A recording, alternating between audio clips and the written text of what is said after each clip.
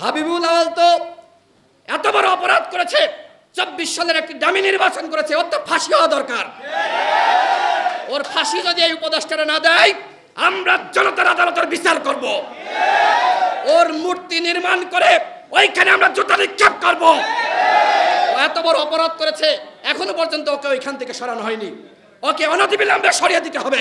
প্রত্যেকটা উপজেলায় আমাদের কমিটি রয়েছে এবং আমাদের অঙ্গ সংগঠন, ছাত্র, যুব, শ্রমিক, পেশাজীবী অধিকার পরিষদের কমিটি রয়েছে। আমাদেরকে নিবন্ধন দেওয়া হয়নি, নিবন্ধন দিয়েছে সুপ্রিম পার্টি। আর কি পার্টি জানো? সার্কাস পার্টি, বিএনএম সেনাবাহিনীর সাবেক সদস্যরা গঠন করেছিল। ওই সার্কাস পার্টিকে নিবন্ধন দিয়েছে, গণ অধিকার পরিষদকে নিবন্ধন দেওয়া হয়নি। এখনো পর্যন্ত হাবিবুল আওয়াল তার পদে বসে আছে, আর আমাদের উপদেষ্টা মহোদয়রা নিশ্চিন্তে আছেন, কোনো চিন্তা নাই। হাবিবুল আওয়াল তো এত বড় অপরাধ করেছে, 24 সালের একটি দামি নির্বাচন করেছে, ওর তো ফাঁসি হওয়া দরকার। ওর ফাঁসি যদি এই উপদেষ্টারা না দেয়, আমরা জনতার আদালতের বিচার করব। ওর মূর্তি নির্মাণ করে ওইখানে আমরা জুতা নিক্ষেপ করব। ও এত বড় অপরাধ করেছে, এখনো পর্যন্ত ওকে ওইখান থেকে সরানো হয়নি। ওকে অনতিবিলম্বে সরিয়ে দিতে হবে। নির্বাচন কমিশন সংস্কার করতে হবে। আমাদের এই পাশে দুদক সব থেকে বড় দুর্নীতিবাজদের আখড়া। এই দুদকের কর্মকর্তাদেরকে এখনো সরানো হয়নি। কেন সরানো হয়নি? সব সরিয়ে দিতে হবে।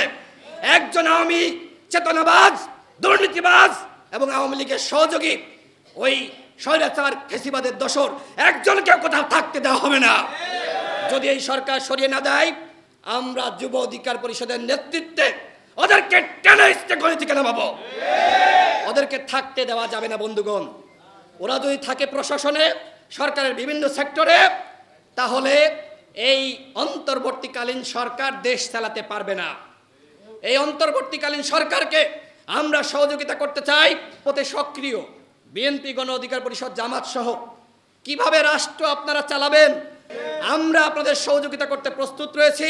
এর আগে যখন আমাদের ডাকলেন, 15 আগস্টকে কেন্দ্র করে আমরা গিয়েছি, আমাদের মতামত দিয়েছি, আপনাদেরকে সহযোগিতা করেছি। আপনারা রাজপথে থাকার আহ্বান জানিয়েছিলেন।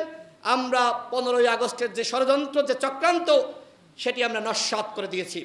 সুতরাং আপনাদেরকে সহযোগিতা করার জন্য যে কোনো আওয়ামী চক্রান্ত আমরা নস্যাৎ করে দেব ইনশাআল্লাহ।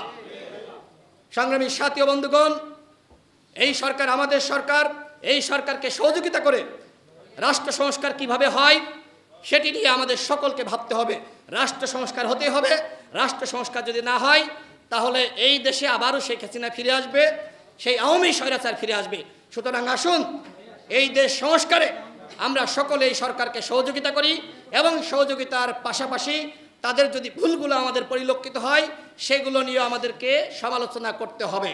কেউই সমালোচনার ঊর্ধ্বে নয়। আমরা সবাই দেশের মঙ্গল চাই। আমাদের বন্ধুরা জীবন দিয়েছে, অসংখ্য ছাত্র নেতৃবৃন্দ জীবন দিয়েছে, যাদের জীবনের বিনিময়ে আজকে আমরা দ্বিতীয় স্বাধীনতা পেয়েছি। তাদেরকে আমাদের শ্রদ্ধা করতে হবে, সম্মান করতে হবে, তাদেরকে ক্ষতিপূরণ দিতে হবে, তাদের পরিবারের পাশে দাঁড়াতে হবে। আজকে যুব অধিকার পরিষদকে ধন্যবাদ জানাচ্ছি।